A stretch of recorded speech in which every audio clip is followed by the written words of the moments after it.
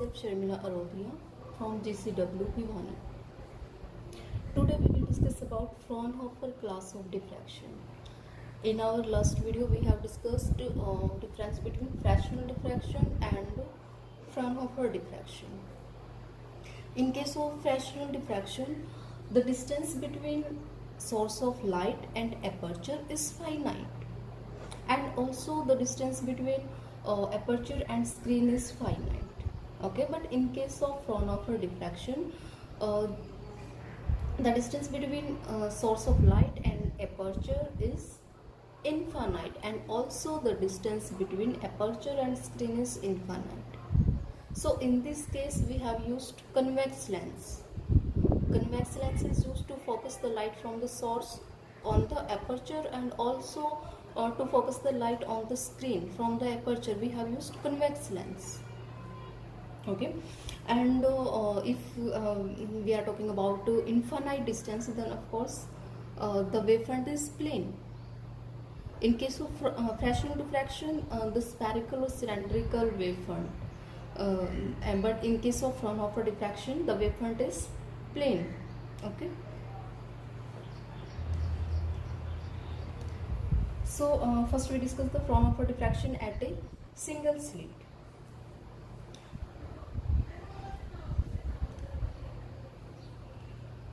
Suppose S is the source of monochromatic light having wavelength lambda, and parallel rays are obtained when the convex lens L1 is adjusted at a distance equal to its focal length from the source of light.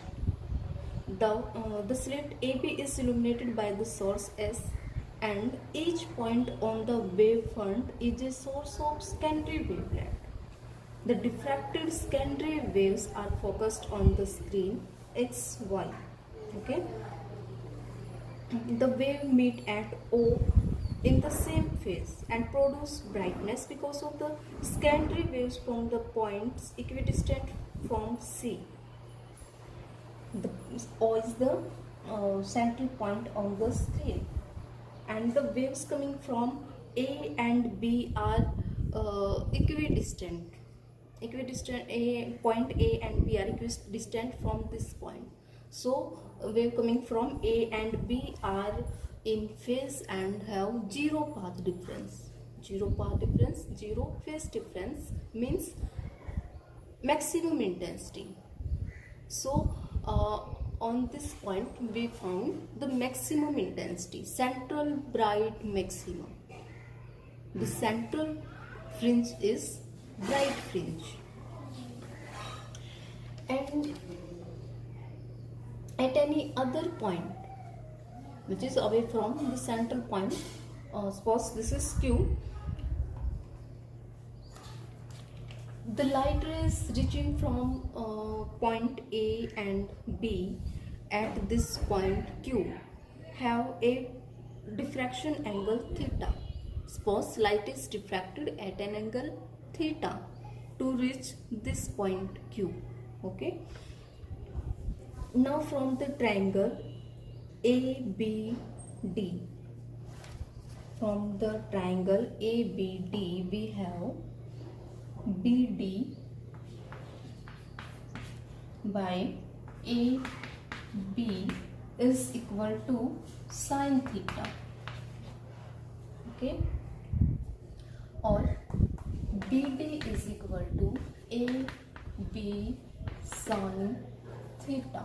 AB is the width of slit. Suppose this is small a. Small a is the width of slit. Then we have BD is equal to small a sine theta. Okay, BD represents the path difference. Path difference between the ray reaching from A and B, from the point A and B at point Q. The path difference is A sine theta. Okay, now suppose if BD is equal to one wavelength, means one wavelength, if path difference is path difference between the rays reaching from A and B is lambda.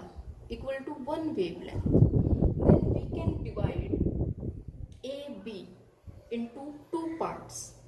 Okay, we can divide AB into two parts, AC and CB.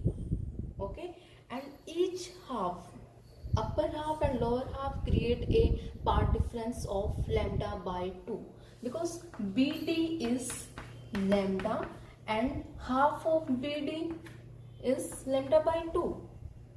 So we can say upper half and lower half will create a path difference of lambda by 2. And we know if path difference is lambda by 2, then phase difference will be pi, means out of phase. If two waves with a phase difference of pi superimpose each other, then we got minimum intensity, minima. Okay, so this is the condition for minima. If BD is equal to lambda, then we have a minima at point Q. Okay, if BD is equal to 2 lambda, okay, if BD is equal to 2 lambda, then we can divide the AB into 4 regions. Okay, now again upper and lower half will create a path difference of lambda by 2 and phase difference of pi. Okay, in this case we divide AB into 4 parts. Okay, 4 equal parts, and total path difference created by this and this point is 2 lambda. Okay, and each section will create a path difference of lambda by 2. Okay, so we have the wave reaching from this point and this point is equal to path difference of lambda by 2. Again between this and this is also lambda by 2. Okay, then if path difference is created is lambda by 2, then phase difference is again pi, and we got the minimum intensity. So in general, if the path difference BD is equal to A sine theta, if this is equal to n lambda, 1 lambda, 2 lambda, 3 lambda, 4 n lambda, suppose this is theta m. Okay, if this is n lambda, the point will be dark. We got the minimum intensity. So this is the condition for the dark fringe. If path difference is equal to n lambda, this is the condition for dark fringe. So if path difference is A sine theta n, if this is equal to odd integral multiple of lambda by 2, means 2n plus 1 lambda by 2. If path difference is equal to odd integral multiple of half wavelength, then this is the condition for bright fringe. Okay, this is the condition for bright fringe, and this is the condition for dark fringe. Now for finding the width of the central maximum at point O.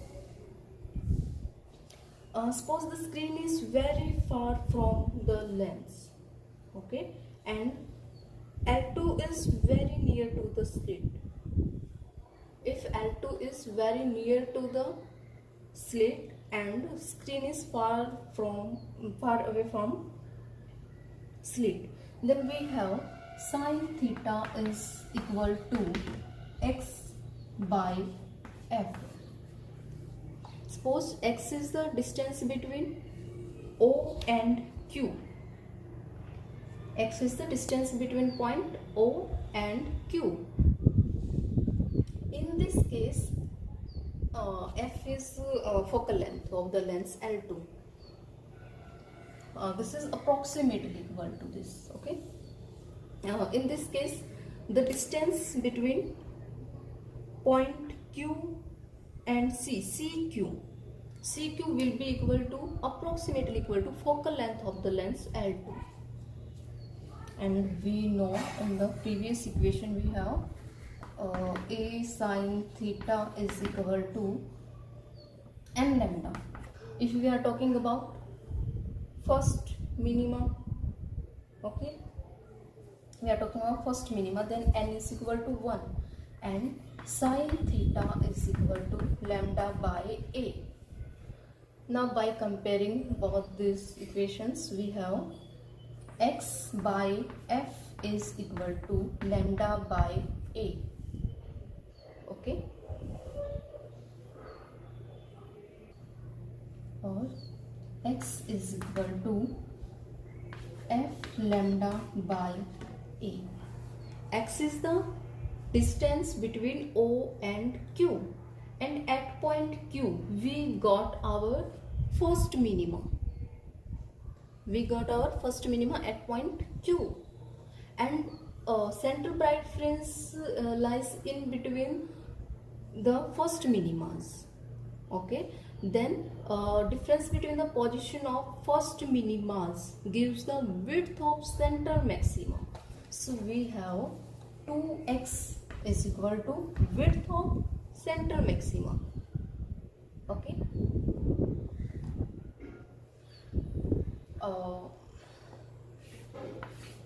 this is this. Okay, this is the position of first minima x, Q point. At Q point we got our first minima. This is the point Q. Okay, this is x distance apart, or this is O. Suppose this is the screen, this is the point O and this is point Q. Similarly, this is Q, suppose Q dash. Okay, this is the position of first minima and this is also is equal to x. Then width of the first center maxima, width of first maxima or central maxima will be equal to 2x. So width of center maxima is equal to twice of f lambda by A. We can see here width of the center maxima is directly proportional to wavelength of the light. Okay, if wavelength is more, the width of center maxima is more, and reciprocal to the slit width. 2x any width of center maxima is reciprocal to the slit width. A is the slit width. For narrow slit, the width of center maxima is more. Okay. Now analytic treatment of intensity distribution in diffraction due to single slit.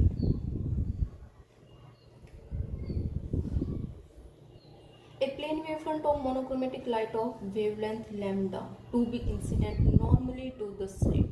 We assume a plane wavefront in the plane of slit to be divided into a large number of small elements. Okay, in this case we divide the slit AB into a large number of elements, small elements, and the path difference between the secondary waves originating from the point A and B on reaching at point Q.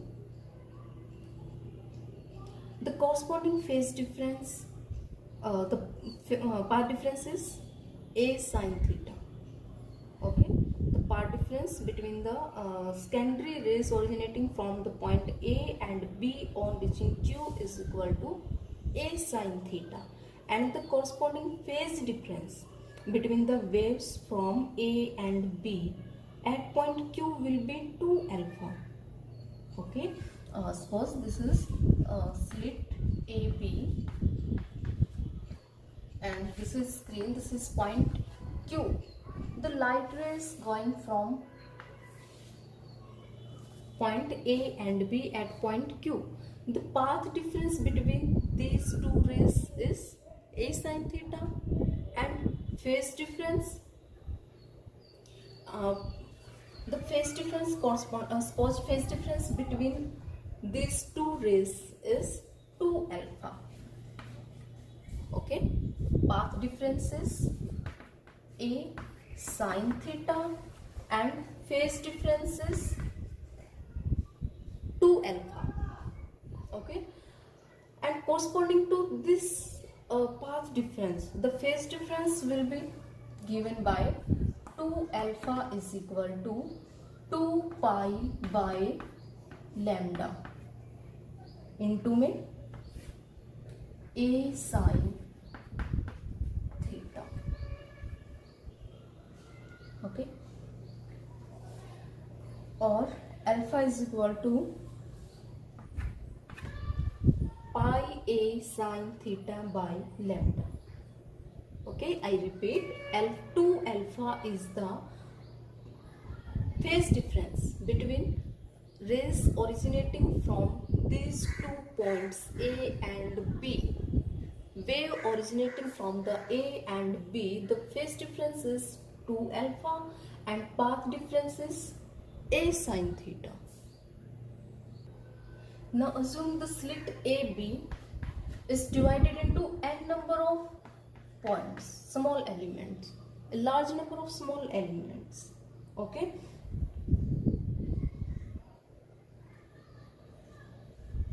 Now the amplitude from of the rays from each of these points is suppose small r. Small r is the amplitude of the rays coming from each element, and a phase difference of phi. Phi is the phase difference between rays coming from these 2 conjunctive points, this and this and this. This is the phase difference between rays coming from these 2 conjunctive elements.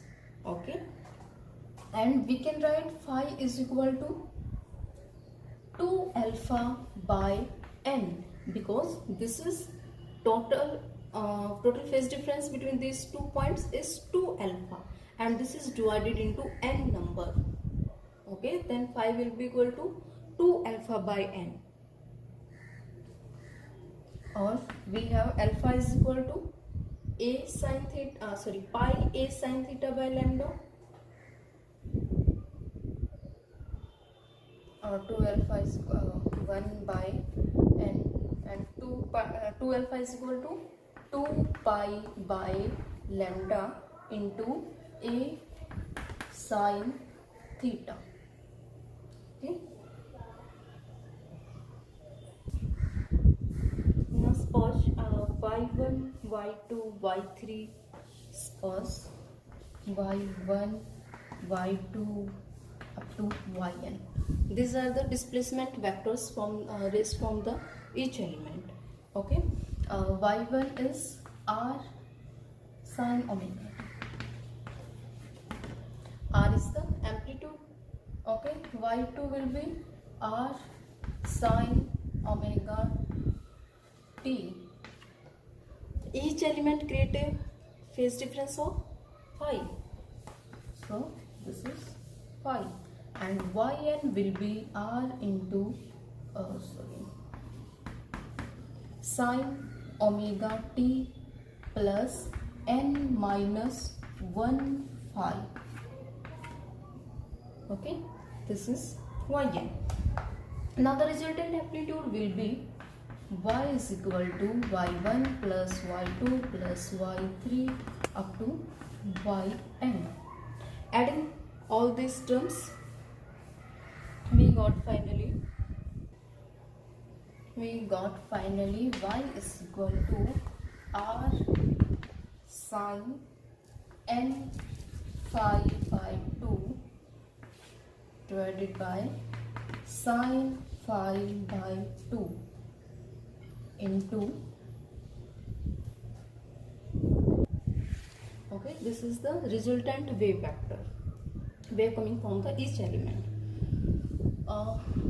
This term will represent the amplitude of the resultant wave. Okay, this is the amplitude of the resultant wave. Suppose this is equal to capital A. This is the effective amplitude due to all the wave coming from the small elements. putting the value of phi. R sine n, phi is 2 alpha by n. Phi is equal to 2 alpha by n. Okay.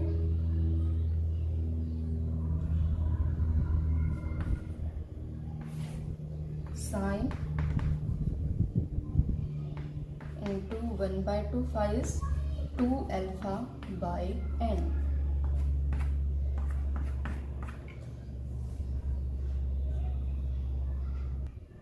Finally, we got effective amplitude is equal to R sine alpha by sine alpha by n. Okay, but we know n is very large. Okay, n is very large, so alpha by n is very small. We know if theta is tending to 0, then sine theta is approximately equal to theta. Okay, so here we can write A is equal to R sine alpha by n. Okay, or nr sine alpha by alpha, where nr is equal to amplitude. Okay, so we have A is equal to A naught sine alpha by alpha, nr is equal to A naught. This is the maximum amplitude. Okay, or intensity is given by A square. Okay, so this is A naught square sine square alpha by alpha square. This is the intensity. Intensity at any point on the screen is a function of alpha. If we are talking the direction along the sine alpha is equal to 0, sine alpha is equal to 0, that is alpha is equal to plus minus n pi. We know at alpha is equal to plus minus n pi, sine alpha is equal to 0. Okay, putting these values in this equation first, or in this equation, if alpha is 0, we are putting alpha is equal to 0, then we have this is equal to, if alpha is tending to 0, then this is equal to A naught. Okay, or intensity I is equal to A naught square. A naught square is the maximum intensity which correspond to the central maxima. Central maxima has the maximum intensity, maximum brightness. So at alpha is equal to 0, or alpha is equal to 0 represent the central maxima, and other values alpha is equal to 0 plus minus 1 plus minus 2 and so on. Okay, this represent central maxima, this represent, if we are putting 1 pi, alpha is equal to pi, sine pi is 0. Okay, if we are putting in here alpha is equal to pi, then sine pi is equal to 0, which represent minima. So except this represent the center maxima, plus minus 1 plus minus 2, or any value plus minus n pi represent minimas, condition of minima, except alpha is equal to 0. So what is the position of minima? We have condition for dark fringe is A sine theta is equal to L lambda. This is the condition for minima. Okay, or from here sine theta is equal to n lambda by A. Okay, plus minus A, because we got final curve is symmetrical. Okay, If we are talking about first minima, we can write here n is equal to 1. And if we are talking about the secondary minima, then we can write this is equal to plus minus 2 lambda by a.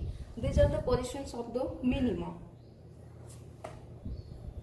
Now we have to find the position of secondary maxima.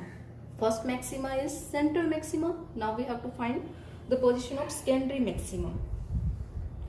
To find any maxima, we got this type of intensity distribution. Okay, these are the maximas. Okay, to find the maxima, we have to find maxima, minima, any point on this type of curve. We have to find slope. This is intensity and this is alpha. Slope is given by here di by d alpha. Okay, and we have to find the maxima. These are these points.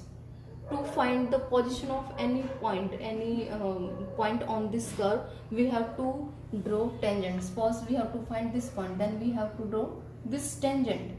If we have to find the maxima, these are represented by these points. Okay, so if we draw a tangent at this point, this. Okay, these are the tangent to the point which represents maxima. This tangent represents the slope, zero slope. Di by d alpha is equal to 0 for these points. Okay, so we have to find the maxima, we have to find the slope at these points, means di by d alpha, and equating to 0.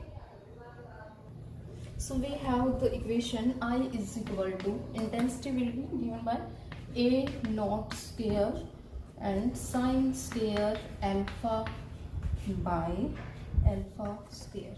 This is the equation of intensity. To find the position for maxima, we have to find di by d alpha. We have to differentiate this equation. A naught square is constant. Okay, so we have to differentiate this. Alpha square is constant. We have to differentiate sine square alpha, 2 sine alpha into cos alpha. Okay. So this equation represents the differentiation of this equation. Now we have, and we have to equate this equal to 0. So this cannot be either di by d alpha is equal to 0. Well, either this is equal to 0 or this term is equal to 0, but this can't be equal to 0. This is the amplitude of first maxima or center maxima, so this can never be equal to 0. So we have to put this term is equal to, this term should be equal to 0. Okay, so we can remove this. From here, alpha square to alpha square and sine alpha is common. Okay, inside we have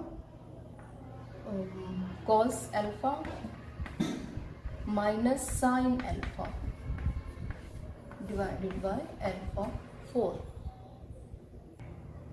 By taking alpha, 1 by alpha square is common, 2 alpha square sine alpha alpha square, and inside we have cos alpha minus sine alpha by alpha.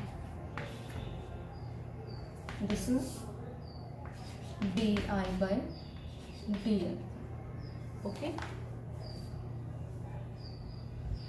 Now equating this is equal to 0. Either this term is equal to 0 or this is equal to 0. If this term is equal to 0, we have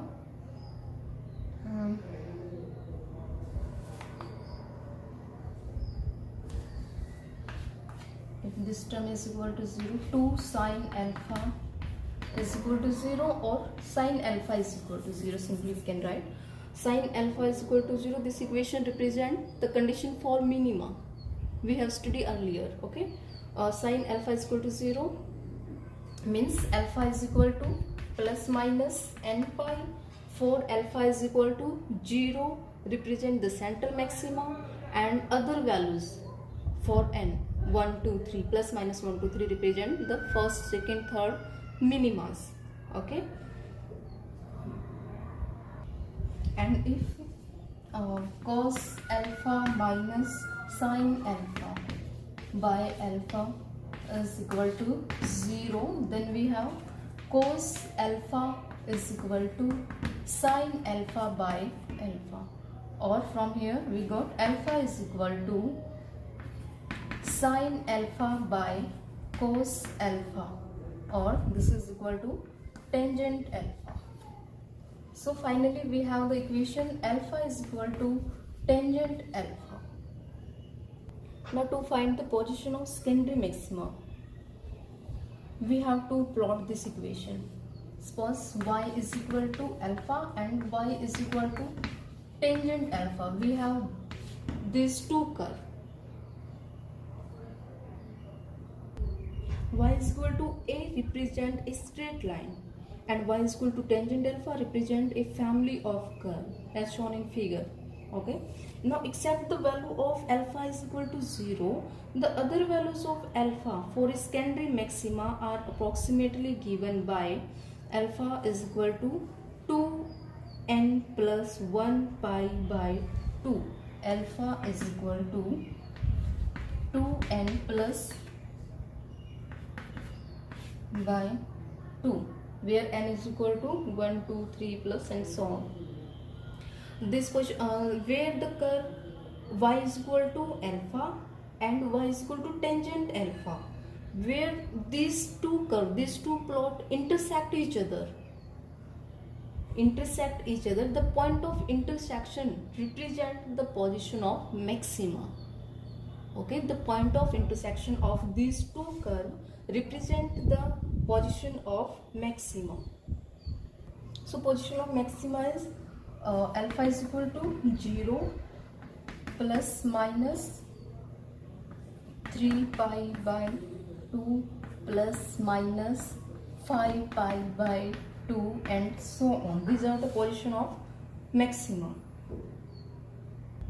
Now the intensity of maxima, we know I is equal to I naught square sine square alpha by alpha square. This is the equation of intensity, where I is equal to I naught. For alpha is equal to 0. If alpha is equal to 0 represent the central maxima, then we have I is equal to I naught. Okay, sorry, this is not square. Then I is equal to I naught represent, this is the intensity for central maxima. And for other maxima, suppose other maxima is secondary maxima, if we are talking about secondary maxima, then intensity will be equal to, suppose this is I naught sine square plus minus 3 pi by 2. Alpha is equal to 0 represent the central maxima, and alpha is equal to plus minus 3 pi by 2 represent the first secondary maxima. Okay,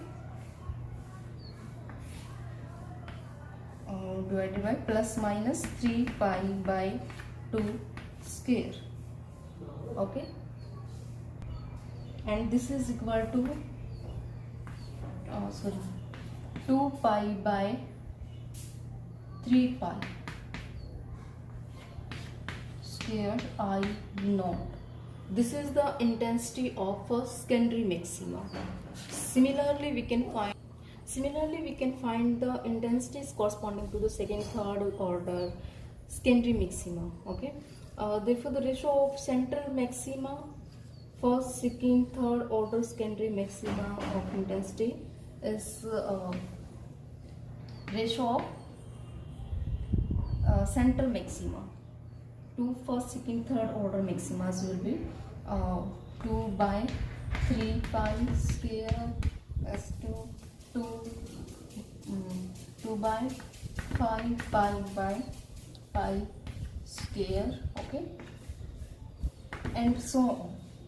Or the ratio will be 1 is to 1 by 22 is to 1 by 61 is to 1 by 21, and so on. The intensity distribution in Fraunhofer diffraction pattern of a single slit is shown in this figure.